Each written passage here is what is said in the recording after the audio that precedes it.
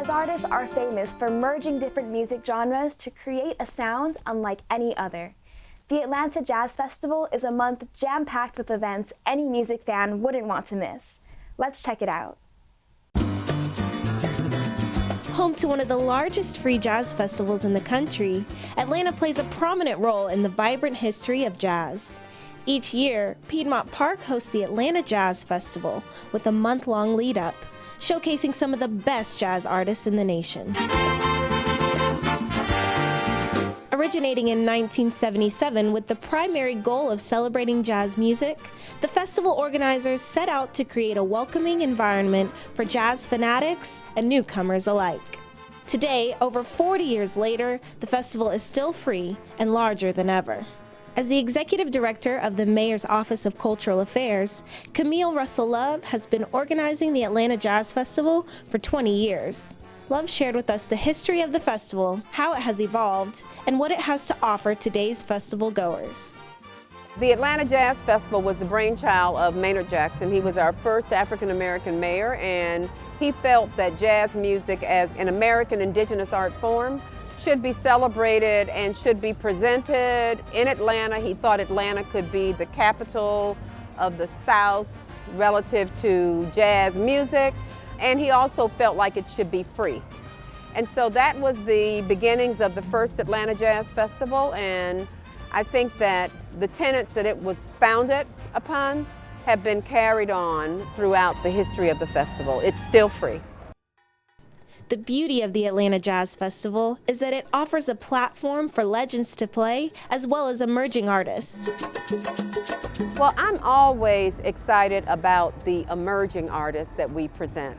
One of the things that we pride ourselves on is kind of recognizing the next great thing. You know, we had Esperanza Spalding here before she was anybody. The same for Robert Glasper, who was here performing. So this year we've got Moonchild, Harriet Tubman, the band, Tavon Petticott. These are emerging jazz musicians. They are young people who have said, jazz is where I want to be. That's the space I want to be in. And so we want to celebrate that and present them to an audience for the first time. While looking for ways to improve the festival, Love implemented an Atlanta Art Exclusive Day. We also this year are presenting just Atlanta artists on Sunday, on the final day of the 40th festival. And we thought we would do this as a tribute to the musicians, some of whom played the first festival, will be playing this festival. And for those who have come behind them that have benefited from having 40 years of free music every Memorial Day in Atlanta. Some of them have learned how to appreciate live music, and some of them have become musicians as a result of the Atlanta Jazz Festival. So we want to celebrate that.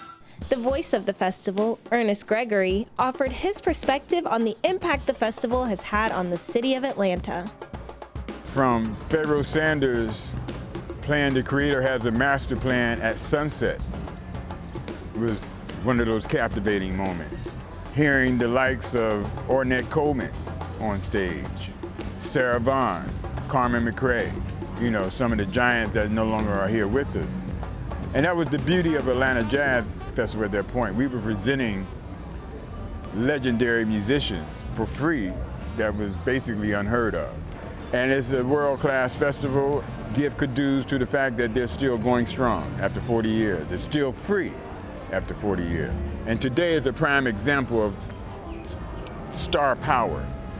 To start off with a guy like Alan Harris, who once lived here in Atlanta, broke into the industry, got his chops together here and moved to New York, and is now traveling the world as one of the leading male vocalists in jazz. You know, Nina Simone, you know, was another moment. We had her at Chastain, you know.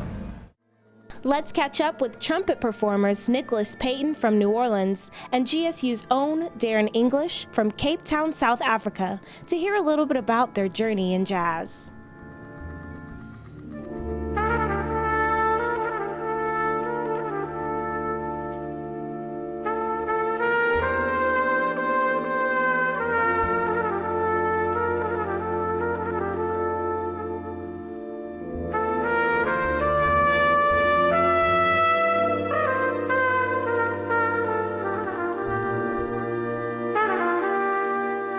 I'm an artist from New Orleans, born and raised.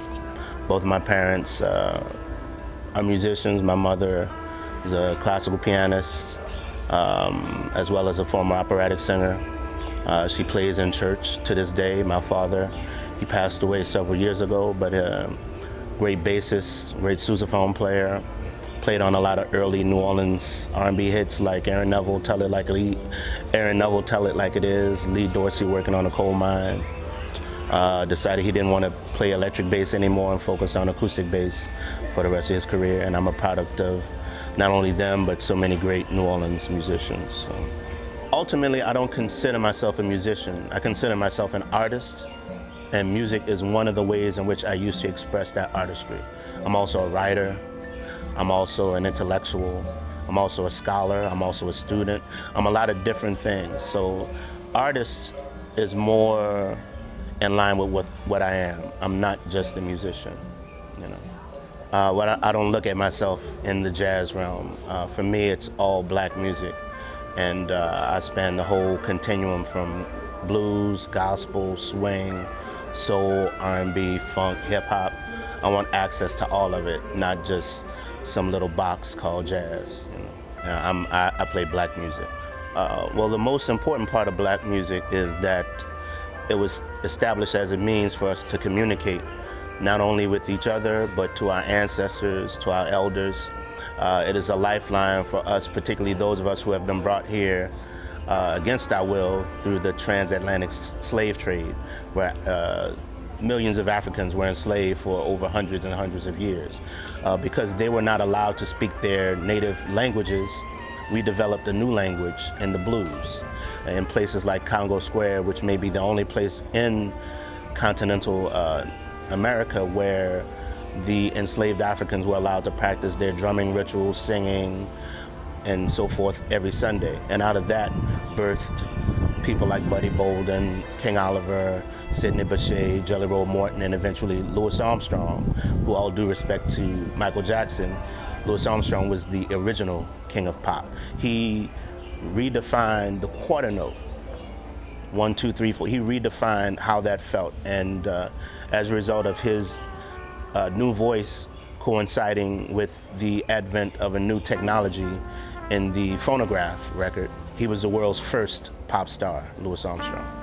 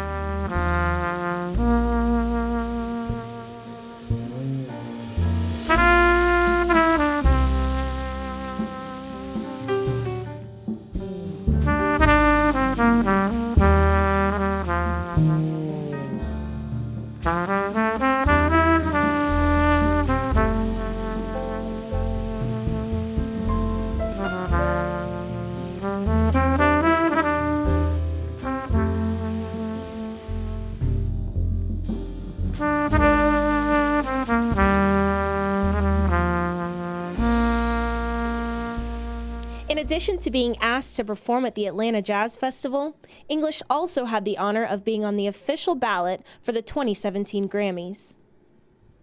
Man, I was super excited performing at the Atlanta Jazz Festival, especially for the All Atlanta Jazz Day, you know, which, I mean, it's the first time, I think, in the history of the festival that they had that, and you know, I'm glad that I got the call to be a part of it, you know. Russell Gunn called me a few months ago, and he's like, hey man, I have a slot for you at the festival.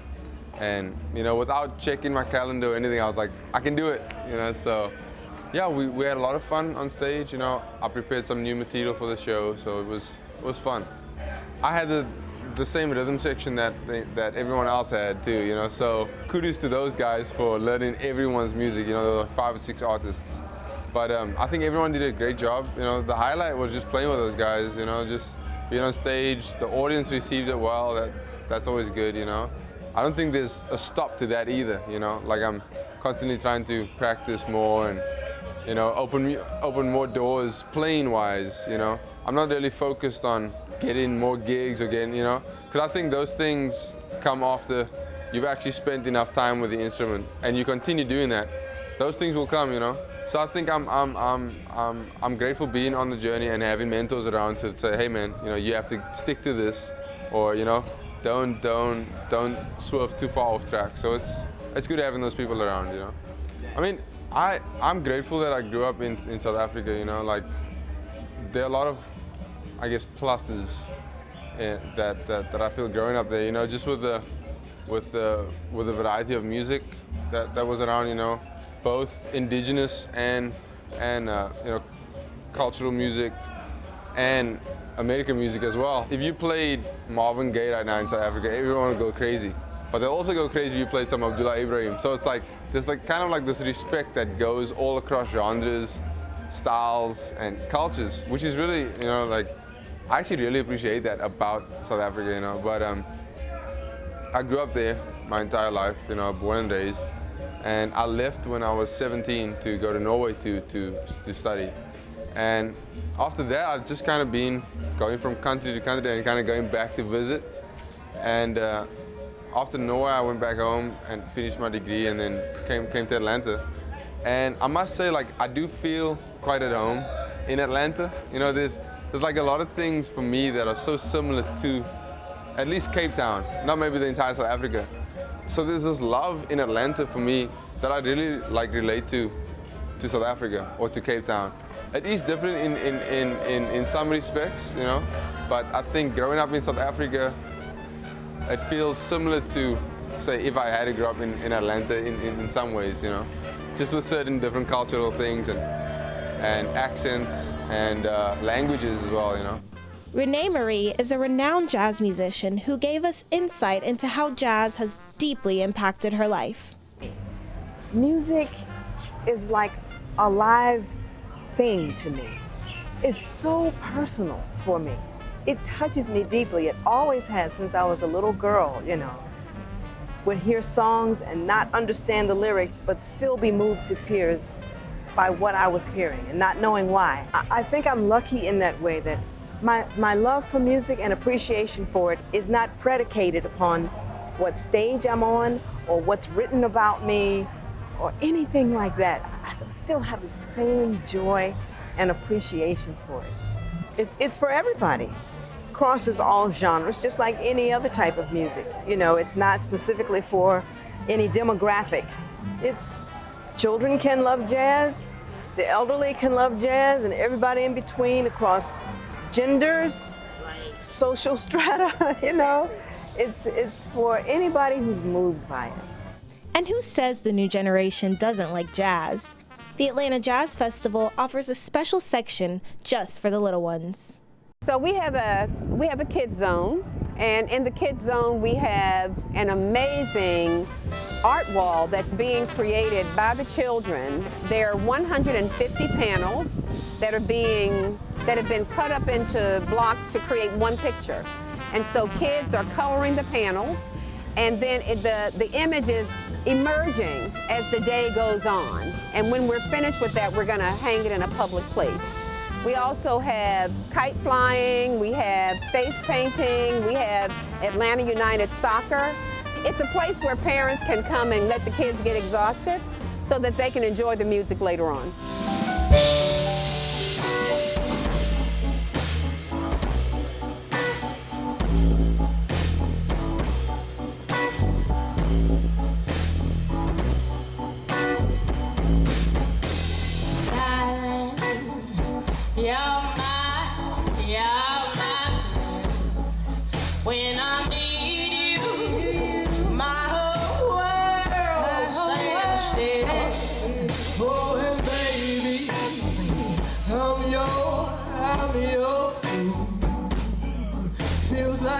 Jazz Fest was a dream come true.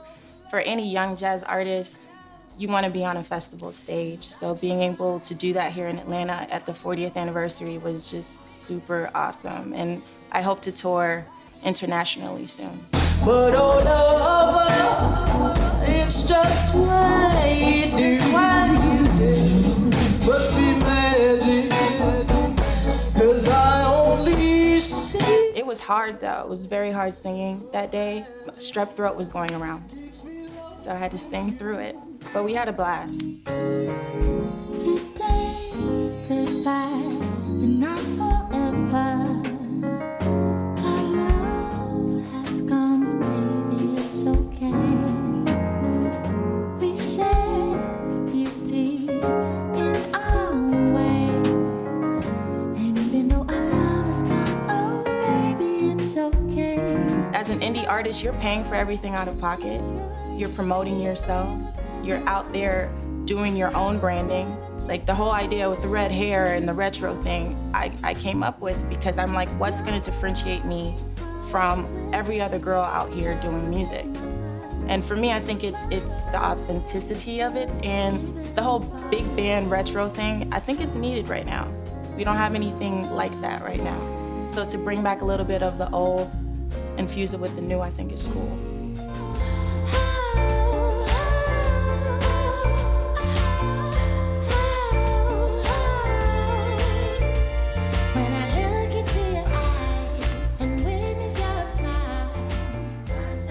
In my dream world, like I said, I really want to fuse cinematic with my music.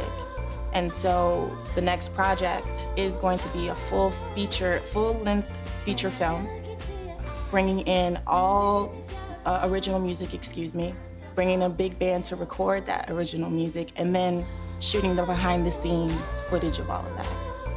And then hopefully doing a reality-type documentary on the process. Right, left, side to side, let the rhythm come inside. When you feel the boogie, the jukebox. I've been getting like I'm Chocolate Amy Winehouse, which I think is cool because Amy was the first to really fuse jazz-influenced music to the mainstream, and that's something I really aspire to do. Jazz is an American pastime. My generation, the millennials, we need a new face for jazz, and I hope to be that. Hey, you, get on the dance floor. Let's live and laugh tonight. Let's have some fun. I think I'm just overly creative. Usually when I'm about to do a project, I start with the concept. Similar to memoirs, I decided to go with my love story. I think it makes it interesting for the consumer when you have a story to tell with whatever you're creating. So I'm big on visuals, as you can probably tell.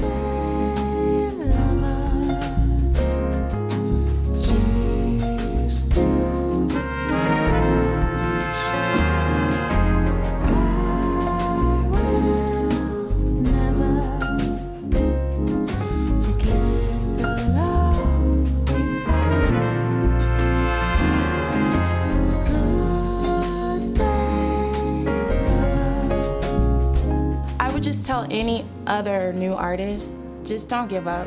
This business is extremely hard. You've got to have a lot of tenacity. It might not happen when you want it to, but if you trust the process, anything can happen. And I hope you guys see me one day on the big screen. It's gonna happen, I believe that. All right, my name is Kwan Prather. Most people call me KP. I'm an A&R, a DJ, a writer, producer, and I do music here in Atlanta. Being an Atlanta native, being a DJ from the hip hop community, I got a call from Ms. Love at the Atlanta Jazz Festival, the committee, and they asked me to perform, and I thought it was kind of a mistake because I was like, well, I don't DJ jazz, like didn't know what that was, but I was excited at the opportunity once she said no, it was real, like she really wanted me to do it. I thought it was exciting because I got a chance to come and play music for families in Piedmont Park where I grew up playing, and I've been to jazz festivals here, so I know the crowd, I know the excitement, I know the energy, so the idea of playing for that energy was amazing.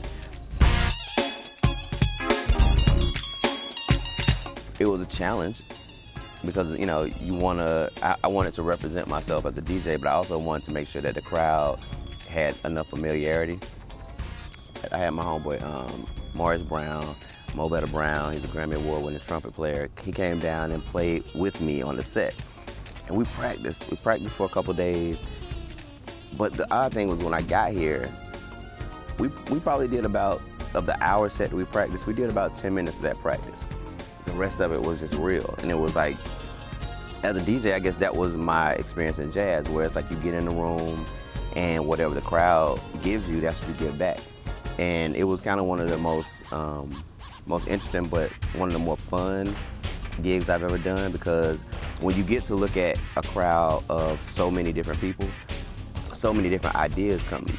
And you're like, oh, I wonder if I play this song, will it get that person who's over there kind of frowning and who's not all the way engaged yet? So it was just, it was beautiful.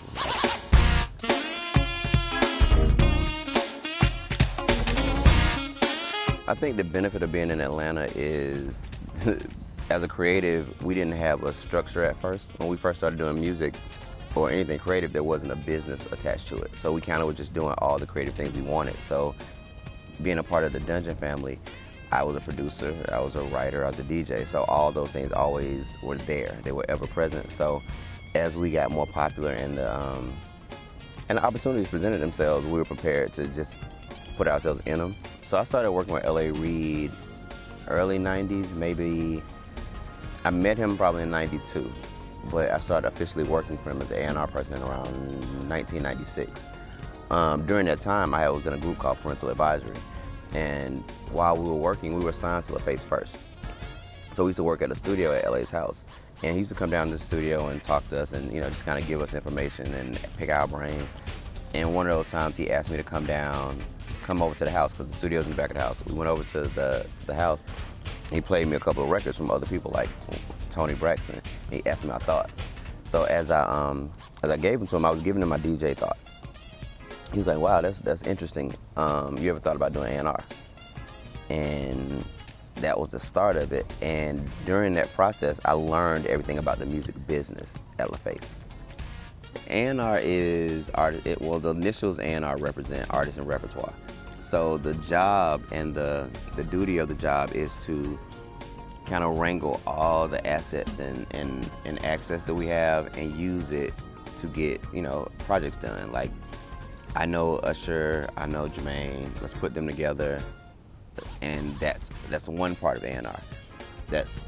Then there's the part where it's, okay, we're in the studio and we're stuck. Because I have a creative background, I can help, I can interject and push the process along. And then there's the basic of it, which is finding talent.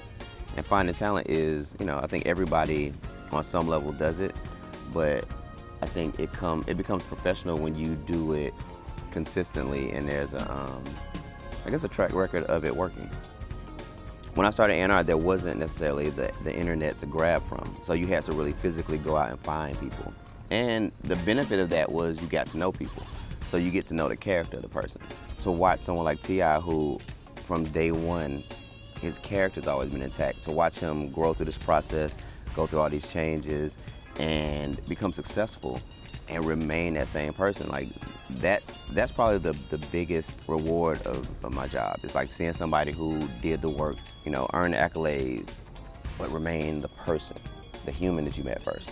And another artist that I watched come from the beginning was John Legend, who, as an A&R person, it was great to do because it was different. At the time, it wasn't a Nat King Cole feeling artist, you know, of our generation. And I thought that, you know, it was just time to have someone classic represent us as well, because we have, as in black music, I felt like my job was to make sure that I showed like the complete spectrum. And I feel like that's what I've been able to do with John Legend, who I produced Green Light for, and that was the first record I got a Grammy nomination for. But to see, when I look at my resume, I see T.I., I see Pink, I see John Legend, Usher, and even in Yellow Wolf. Like, it actually spans all these places. And now, you know, I guess my latest signing, Cap G, who is from College Park, but he's a Mexican kid from College Park. And to watch, just to hear different voices represent themselves is dope to me. The Atlanta Jazz Festival truly offers something special for the whole family. Just bring your highest expectations and you will not be disappointed.